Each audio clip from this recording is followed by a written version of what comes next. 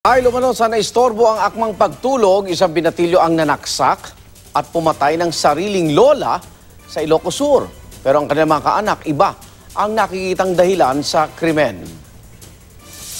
22 saksak sa dibdib, tiyan, likod at hita. Yan ang sinapit ng pinaslang na 80 anyos na si Magdalena Cuyo sa kamay ng sariling apo sa Kawayan, Ilocos Sur. Ayon sa 17 anyos na suspect, galing daw siya sa isang lamay noon at matutulog na sana nang batuhin daw ng kanyang lola ang bubong ng kanyang tinutuluyan. Kinita, so nanganayra na, dinamag ko na niya problema na, dinayatan na naman. Bukan simre, sinoro ko dyan. Nabagkong kami ito.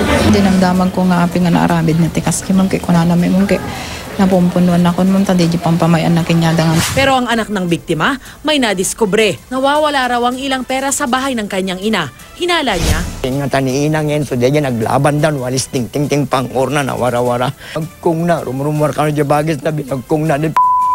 Punahan ka no, iso nga amo. Uri malungsutin ta pagbaluda na yan.